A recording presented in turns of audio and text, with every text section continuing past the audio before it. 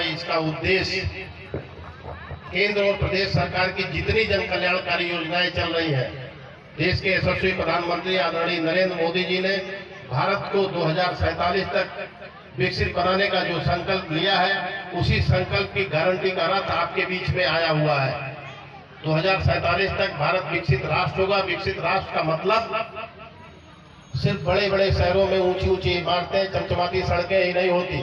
भारत विकसित तब तक नहीं होगा जब तक देश के एक एक गांव में रहने वाला एक एक गरीब किसान, मजदूर, युवा वो संपन्न ना हो जाए, उसकी आवश्यकताएं पूरी ना हो जाए, तब तक विकसित भारत की संकल्पना बेकार है। उसी संकल्पना को पूरा करने के उद्देश्य से ये रथ, आज ये मोदी जी की गारंटी का रथ जिसको हम सभी लोग कहते हैं, वो आपके बीच में आया हुआ। इसका उद्देश्य क्या है?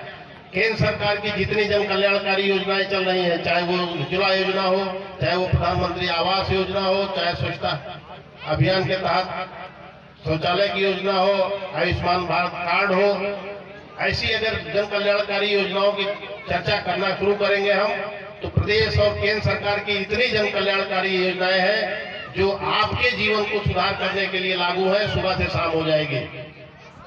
आज के कार्यक्रम का जो मुख्य उद्देश्य है, आप जरा कल्पना कीजिए, 2014 में जब मोदी जी की सरकार बनी, सबसे पहला कार्यक्रम वो लेकर के आए जन धन योजना। जन धन योजना में क्या था, आप सारे लोग जानते होंगे, जीरो बैलेंस से बैंक में खाते खुलते थे।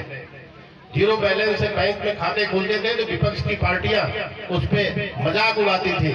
आप जरा कल्पना कीजिए आपके प्रधानमंत्री की सोच क्या रही होगी अगर आज जन धन खाते न खुले होते, तो जो डीबीटी के माध्यम से सीधे जो पैसा ट्रांसफर होता है, मोदी जी या आपके यशस्वी प्रधानमंत्री जी या मुख्यमंत्री जी जो पैसा सीधे भेजते हैं, वो पूरा का पूरा पैसा आपके सीधे खाते में आता है। एक भी पैसा बिचौलिया कहीं छू नहीं पाता।